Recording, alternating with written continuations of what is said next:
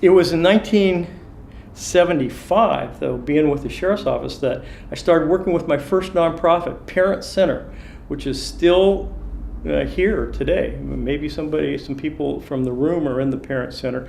Carol Frankel started it. I had no idea what I was doing. It was about empowering parents and helping young people.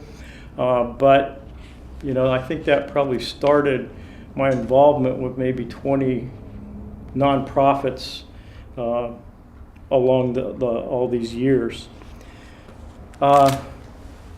I went back to the DA's office in 1979 for 3 years, or almost 3 years, and I really thought that was it for me. Kind of investigations was the way I was helping people, mostly victims, and I have to say that you never get some of this out of your mind. It just comes back to you.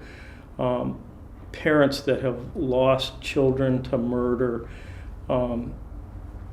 the tragedy that humans kind of put on one another.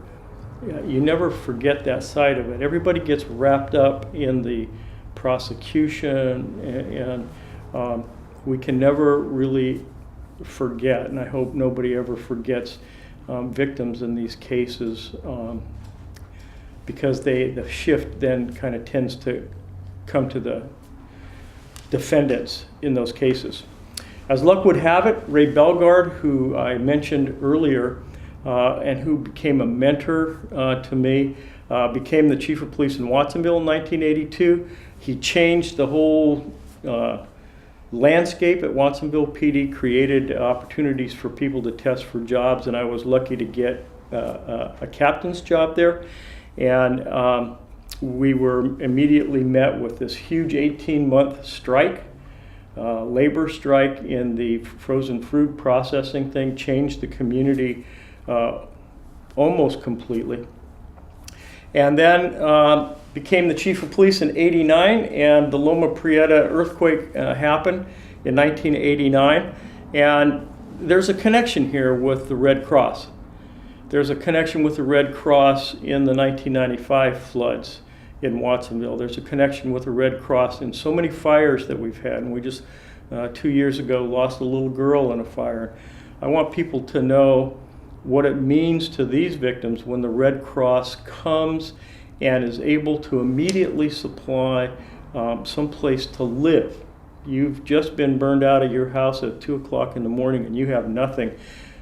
What you do have is the Red Cross, and they get you to a motel and they start making things happen in a positive way, and it's very touching to see that. Everybody in this room contributes, or we wouldn't be here. But I've been fortunate to work with Pajaro Valley Prevention and Student Assistance, the school district, youth services, Loaves and Fishes, the Watsonville Community Hospital. I mean, we could all name off 10. I think my message about that is that we all continue to be involved, but we also encourage other people to be involved with nonprofits or helping people in need in any way that we can. You asked this question, well, what do I want to be remembered for? And I hope that it is that I encourage people to perform to their potential with character. And character is something that's very, very important, not only to me, but at the Watsonville Police Department.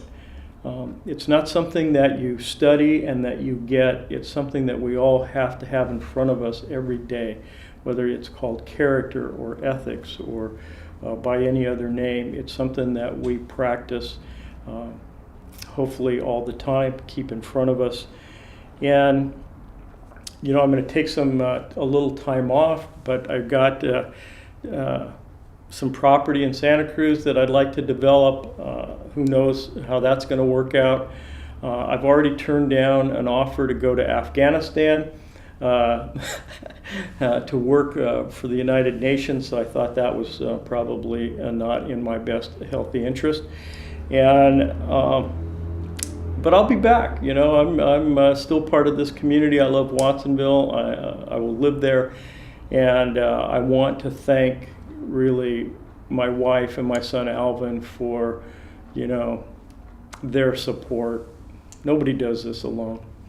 So thank you again. I appreciate it.